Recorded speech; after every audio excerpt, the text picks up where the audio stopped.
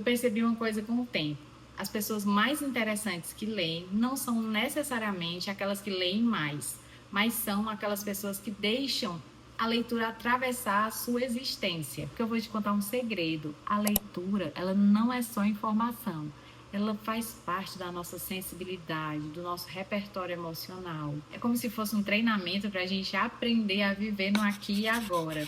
E quando a gente for viver a nossa vida real, aí a gente aproveita muito melhor as experiências. E como eu percebi isso, eu comecei a mudar alguns hábitos, fui experimentando e fui vendo o que me fazia bem. E hoje eu quero compartilhar com vocês 6 hábitos que mudaram completamente a minha relação com a leitura e comigo mesma.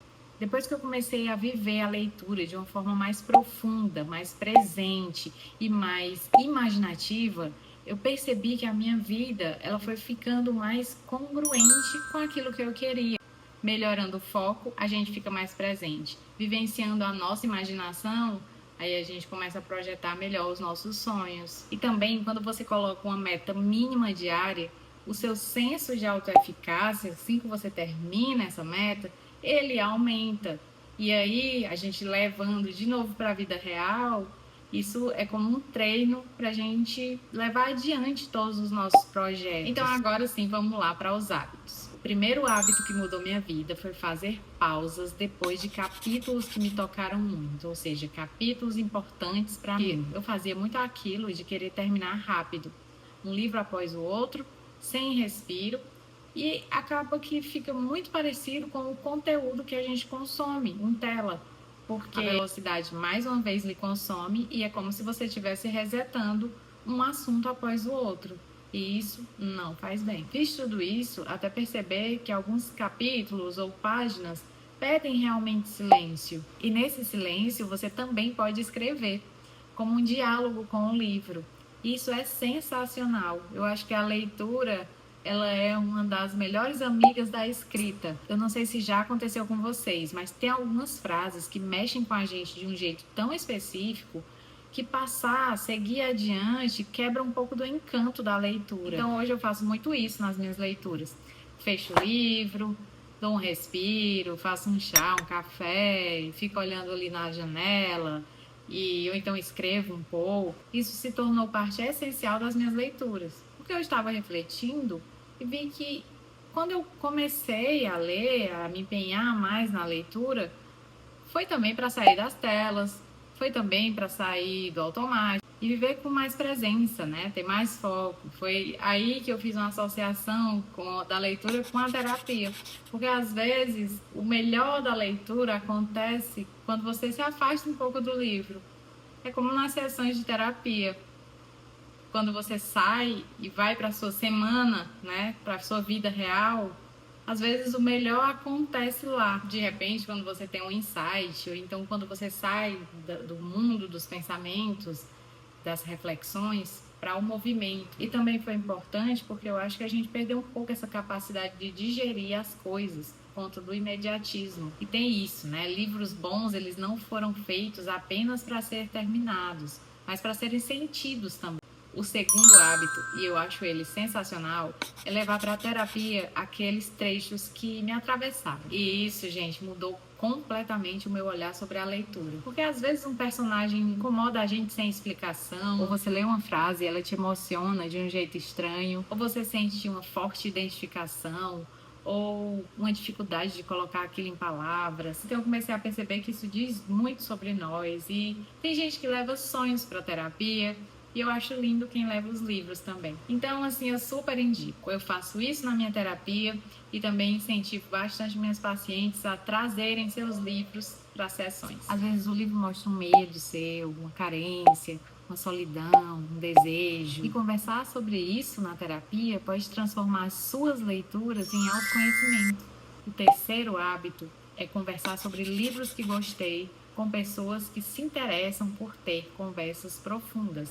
Pessoas que não ficam apenas falando sobre o tempo, sobre a rotina, e que sim gostam de falar sobre sentimentos, sobre vulnerabilidade, que são criativas, que gostam de refletir sobre a vida, sobre as coisas da vida. Porque é tão interessante você terminar um livro e seguir essa leitura numa conversa dividindo com alguém as suas percepções, os seus sentimentos acerca do livro. Porque uma das coisas mais maravilhosas da vida é você conversar com pessoas que também gostam de pensar sobre a existência, sobre comportamento humano. Não tem nenhuma relação com a pessoa querer ser coach, querer se mostrar inteligente. Não, isso é sobre profundidade. Profundidade emocional, sabe? Aquela sensação rara de sair de casa para uma conversa e se sentir mais viva com isso. Eu sinto que conversar sobre livros aproxima as pessoas de um jeito muito íntimo.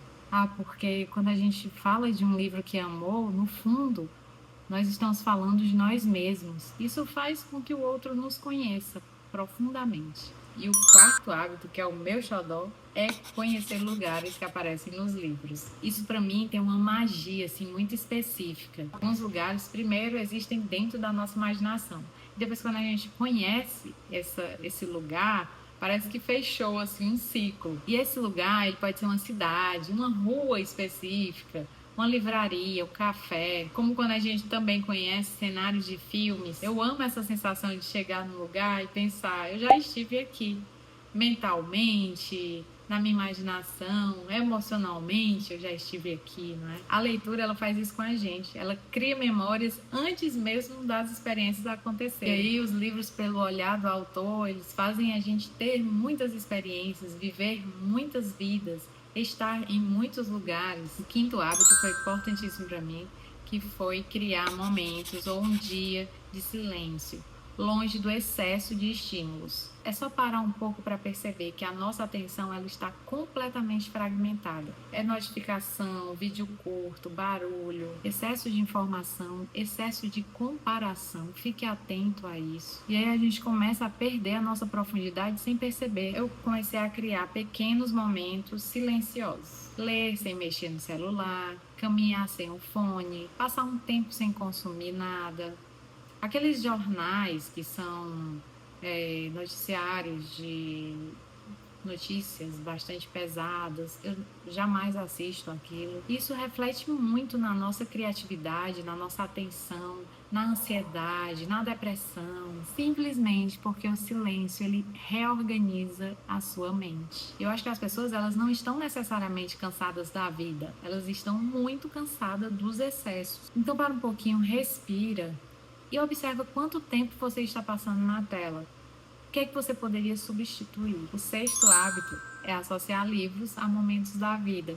Eu lembro de alguns livros e imediatamente eu lembro da cidade onde eu estava, do café, daquela música da época, daquela versão de mim que existia naquele momento. Isso faz a leitura deixar de ser só leitura para virar uma memória emocional. Para onde eu vou, se eu estou num parque, se eu estou numa viagem, num café, eu anoto assim de lápis onde eu estou lendo. E aí, quando eu revisito um dia aquele livro, é quase como encontrar uma versão antiga da gente. Ah, e eu também gosto de colocar alguns bilhetinhos. Uns para mim e outros para o meu filho.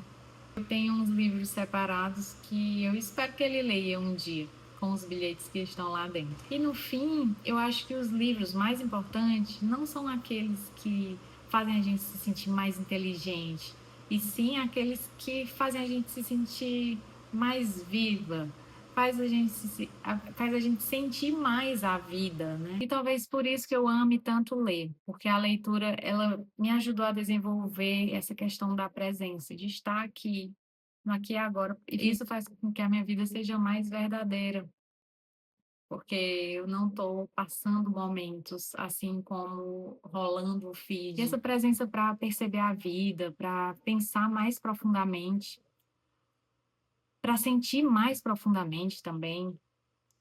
E eu acho que por isso que eu queria que mais mulheres escutassem isso, porque isso me fez tão bem. Talvez, se fizer bem a uma pessoa que está assistindo, já vai ser muito reconfortante para mim. Não precisa de performance para a leitura, nem de produtividade. Pode ser só um jeito mais bonito, sensível e humano de existir aqui nesse mundo.